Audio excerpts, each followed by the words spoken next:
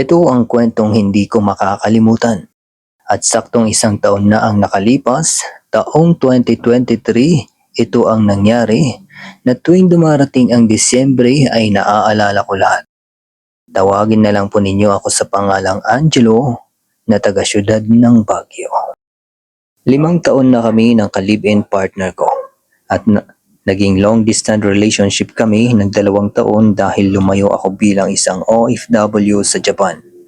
Naging okay naman ang takbo ng relationship namin kahit video call lang. Pero dumating sa punto na nagbago ang lahat nung ito ay nagkaroon na siya ng trabaho. Na siya naman naiintindihan ko dahil pinaliwanag niya ang kanyang schedule na siya naman talagang conflict sa schedule ko. Kung dati ay madalas kaming nagbi-video call, ngayon ay hindi na. Hanggang dumating sa punto na hanggang chat lang kaming dalawa. Aminin ko nakapag-isip ako ng hindi maganda dahil iniisip ko na may iba na siya.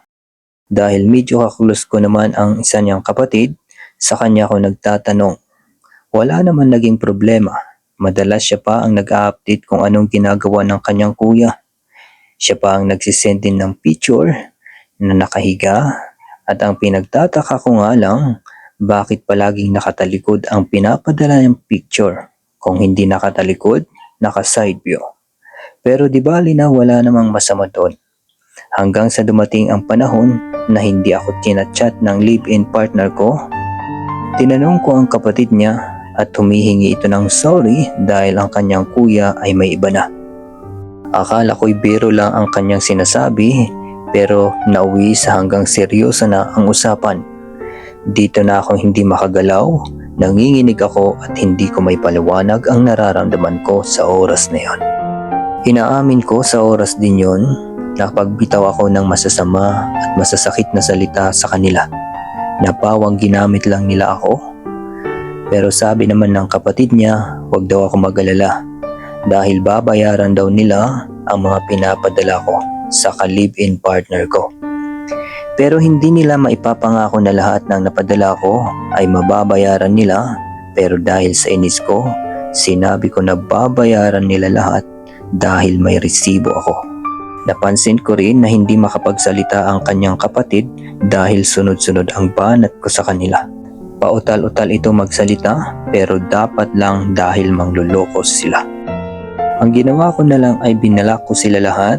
Pero ang huli kong sinabi ay ako na personal ang pupunta sa bahay nila pag uwi ko. Para sa ganon, may labas ko ang hinanakit ko sa partner ko. At gusto ko ring ipamukha na hindi kawalan ang partner ko. 6 na buwan na ang nakalipas. 6 na rin na buwan ay makakauwi na ako sa Pilipinas. At saktong Disyembre ay makakauwi na ako. Medyo malungkot ako dahil ang partner ko ay nasa iba na. Ang mga pangako namin ay napako na. Naging masakit man sa akin pero ginawa ko na lang na inspiration ito para hindi ako babagsak. Ipinakita ko na lang sa kanila na kayang-kaya ko kahit alam ko naman sa sarili ko na minsan ay nalulungkot ako. Dahil nasasayangan ako sa pinagsamahan namin hanggang sa nakauwi ako. Taong Disyembre na. Paskong Pasko, nakauwi na rin ako dito sa Pinas. Inayos ko muna ang sarili ko, hindi ko muna pinakita na affected ako. At totoo naman na nakamove on na ako. Dahil may 1 taon na ang nakalipas, pumunta ako sa bahay ng ex-partner ko para maningil. At nang nakarating ako sa bahay nila, wala pa rin pinagbago. At ang tinitirhan namin ng ex ko, ayun ay medyo napansin ko na may nagbago konti. May pahalaman na pero mukhang wala namang nakatira. Una kong kinatok ang bahay ng magulang ng ex ko dahil dito naman ang una kong dadaanan. Bago ang tinitirhan namin ng ex ko. Wala ring nakakaalam na bibisita ako. Pagbukas ng pinto, unang lumabas ay ang kapatid niya. Sumunod naman ang kanyang nanay. Pero kahit papaano, nagbigay galang pa rin ako sa kanila. At hindi rin ako nagpaligoy-ligoy at sinabi ko na ang pinunta ko doon at mukha namang alam nila. Alam kong hindi nila inaasahan ang pagdating ko pero wala na silang magawa.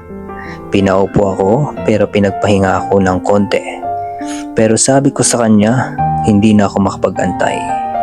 Lumipas ang ilang minuto at pinagpahinga muna ako bago daw ako iharap sa ex ko. Pero hindi na ako nakatiis at binulabog ko ang pinagtitirhan namin. Dahil sa kakamadali ko ay pinagpapagpag ko ang pintuan at sinabing, labas ka dyan. Hanggang sa napansin ko na lang na nakalak pala ang pintuan. Kahit ano pong gawin nyo tito, hindi rin po kayo maririnig ni kuya dahil nandito siya sa likod. Dali-dali naman akong pumunta sa likod pero walang tao kundi isang sementeryo ang napalibutan ng sariwang bulaklak ang nakikita ko. Hinawakan at inalalayan ako ng kapatid at nanay ng ex ko at dahan-dahan kaming humakbang sa sementeryo. Tama po yung nakikita nyo. Tama po, kahit anong gawin mo, kahit anong sigaw mo, hindi po kayo maririnig ni kuya dahil patay na po siya. Dahil ayaw po niya na habang nasa ibang bansa kayo ay nag-aalala kayo. Siya rin po ang nagsabi sa amin na ipalabas namin na meron siyang iba. Para sa ganun, hindi masayang ang pinunta mo dun at pinaghirapan mo. Namatay po si kuya dahil sa sakit sa puso. Nalaman lang namin na may sakit siya sa puso dahil sabi ng doktor na atake daw siya. Pero isa sa atin, wala man lang pinagsabihan. Di ko rin alam ang gagawin ko sa oras na yon dahil nabigla at ang galit at ang inis ko sa kanya ay bigla na lang naglaho na pawang awa ang pumalit. Na kahit ako ay wala akong alam na may sakit pala siya. Wala naman kasi siyang sinabi, wala siyang binabanggit sa amin nung kami pa. Opo pala, may iniwan din pala siyang sulat para sa'yo. Mahal kong Angelo, pasensya na at hindi ko buong may babalik ang naipadala mo sa akin.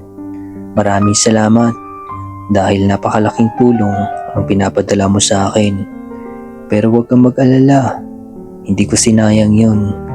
Ang pinadala mo, kunin mo ang iniwan ko dahil pera mo yan at mas lalong pinaghirapan mo yun. Alagaan mong sarili mo at piliin mo ang mapapangasawa mo. Pero huwag kang mag-alala, mahal. Gagabayan kita palagi. Paalam. Mahal na mahal kita, Angelo. Nagpapasalamat, Miguel. Habang nababasa ko, hindi ko napigilan ang pagpatak ng luha ko at ang pera na binabalik nila sa akin ay hindi ko na kinuha. Sinabi ko na lang na gagawin na lang po nilang puunan kung anong gusto nilang business. Kuya, hanggang dito na lang. At maraming salamat sa pagbabahagi at pagbasa ng aking kwento. At ito ang kwento na hindi ko makakalimutan. At maraming salamat po sa pagbasa, Kuya Furlan. Merry Christmas and advance Happy New Year po.